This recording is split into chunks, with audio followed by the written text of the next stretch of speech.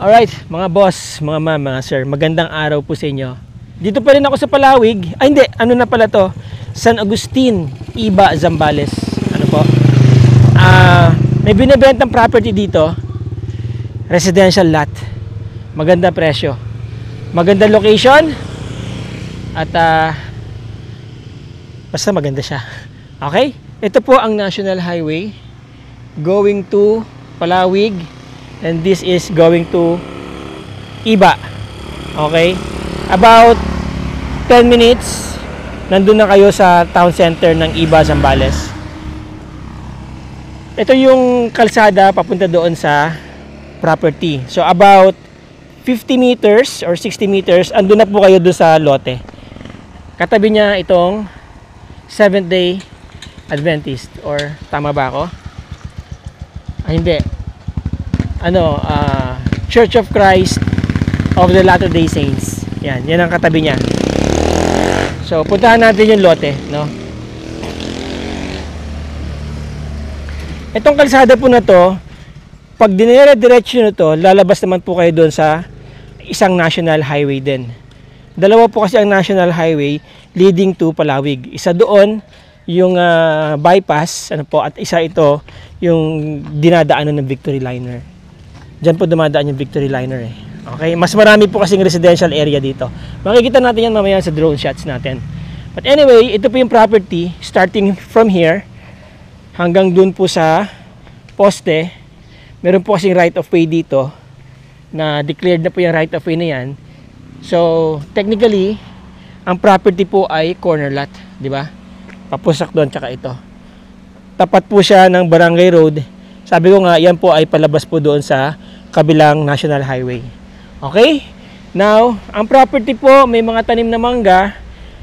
Parang naka-backfill na rin siya, no? Hindi po mga boss, mga mama, mga sir. Napakaganda po ng property ha. Kasi tignan nyo ha. Residential area, ano po. Tapos, very private kayo and yet very accessible. Ngayon, ang haba nito, nasa 760, 700? Nasa 761 square meters po ang property. So more or less, itong haba nito ay nasa 60 to 65 meters. Ano po? Tapos ito ay mga nasa 12 siguro yan, 10 to 12 meters. Okay? Kaya maganda yung property. Maganda yung kanyang lot size. Saktong-sakto, 761. Magandang patayuan ng bahay. Or simply, pwede rin yung gawin itong hatiin ninyo, yung kalahati, pang Airbnb nyo, ano? But maganda po yung property. Kung mapapansin nyo, maya-maya may dumadaan na dito. Oh. Kasi tawid po yan doon sa kabilang National Highway. Alright? So, tignan po muna natin sa drone shots yung property bago natin sabihin yung presyo. Okay? Paliparin natin si Butchokoy.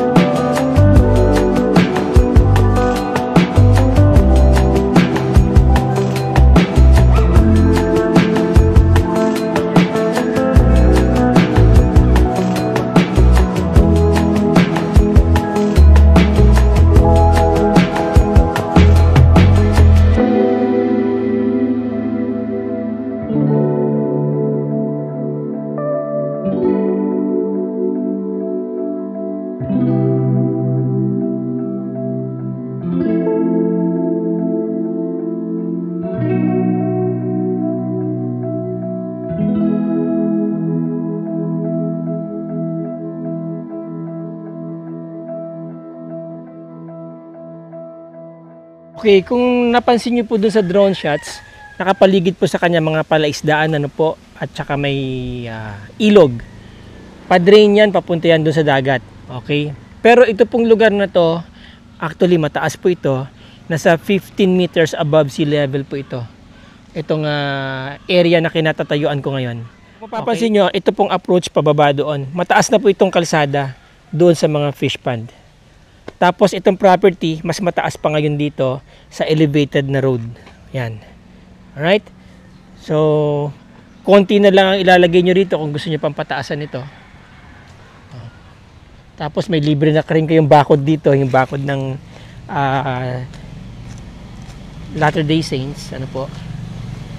Yung bakod ng church. Nakalibre na kayo ng bakod. Yun na lang yung pababakuran ninyo. Alright? So, ito yung right of way dito sa corner.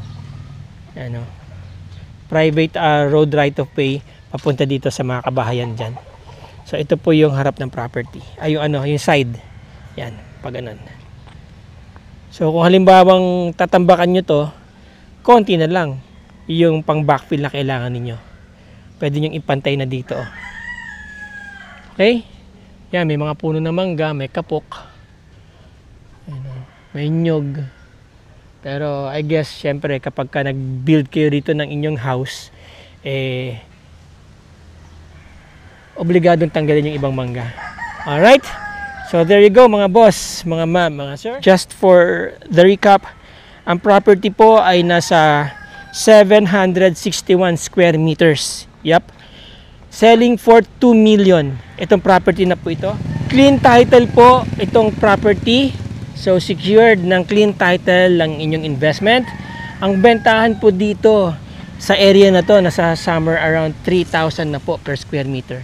So, mura na po ito sa 2 million mga boss, mga ma'am, mga sir.